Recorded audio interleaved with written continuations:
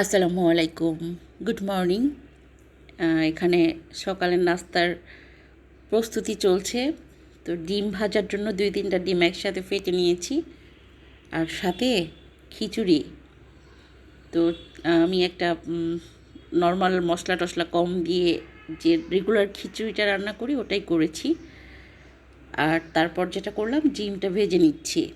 তো আজকে যেহেতু শুক্রবার, ভাবলাম নাস্তাটা একটু ডিম খিচুড়ি দিয়েই শুরু করা যাক।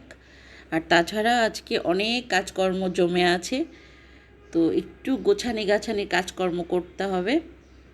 তো মনে হলো যে নাস্তাটা একটু ভারী করি। তো এই দেখেন, ডিমটা উল্টাতে গিয়ে কী অবস্থা, যুদ্ধ করতেছি এখানে। আমার না এই কাজটা এখনও হাত পরিপক্কতা পায়নি। ঠিকঠাক ডিম উল্টাতে আমার অনেক কষ্ট হয়, আমি আসলে পারিই না। তো এই যে তাওয়া উপর নিচ করে বাবারে বাবা, অবশেষে এটাকে উল্টাতে পারলাম। আমি বুড়া হয়ে গেছি, এখনও ঠিকঠাক ডিমটা উল্টানো শিখি নাই, ভাবা যায়। তো শিখি নাই বললে ভুল হবে, হয় না আসলে। আমি একটু কেন জানি এই কাজটা করতে পারি না। তবে ইদানিং না আমি সংসারের সব কাজকর্ম করি, এক হাতে নিজের সংসারটা সামলাই। আলহামদুলিল্লাহ, এতে করে আমার শরীরেরও শরীরটাও ভালো থাকছে, ফুরফুরে লাগছে, কাজকর্ম করে দিন পার করছি, বেশ ভালো। তো এই যে নাস্তা টাস্তা দিছি 3 বাপ বেটিকে, তো তারা হাত পা ধোয়ার জন্য রেডি, হাতটা ধুয়ে খেতে বসে যাবে। তো তারা না এগুলাই করে, খেতে দিলে কে কার আগে হাত ধুবে এইটা নিয়ে খুব ব্যস্ত হয়ে যায়। তো আমিও আমার খাবারটা নিয়ে পাশে বসে খেয়ে নিব।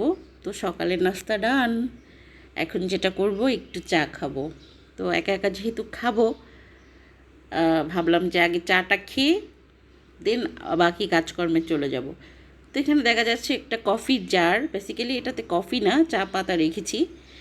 এটা হচ্ছে আমার একটা মধ্যবিত্ত চিন্তা। জারটা ফেলে দিব তা কেন হবে, আমি একটু জিনিসপত্র রেখে এটাকে কাজে লাগাই। তো এই হচ্ছে ব্যাপার।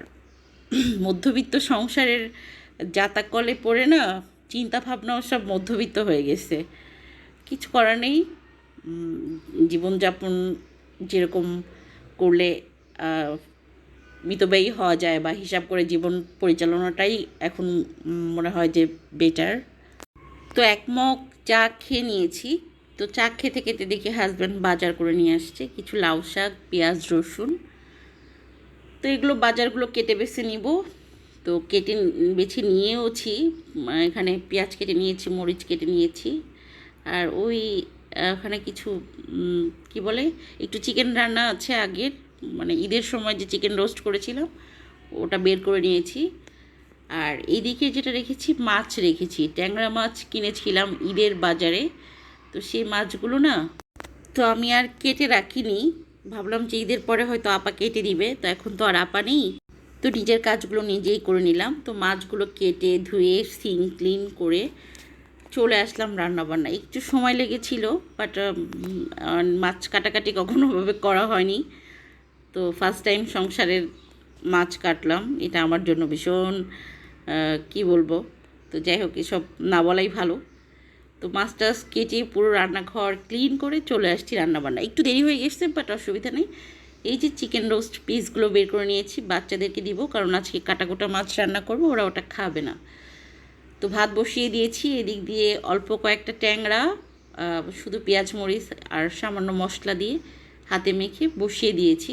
তো এটা হাজব্যান্ডের জন্য করলাম, কারণ এই ট্যাংরা মাছ যখন কেনা হয়েছিল ওই খেতে চেয়েছিল, একদম তাজা ছিল, লাভ দিচ্ছিল, সেটা দেখে তার খেতে মন চাইছিল।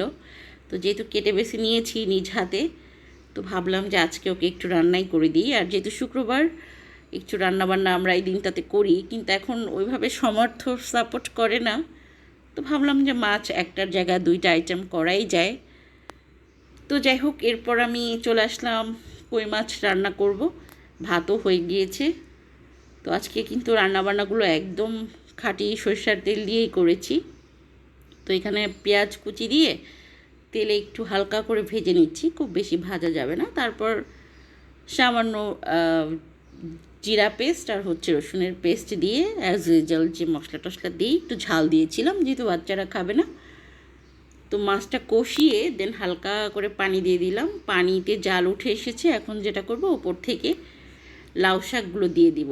তো এখানেও একটা ইতিহাস আছে।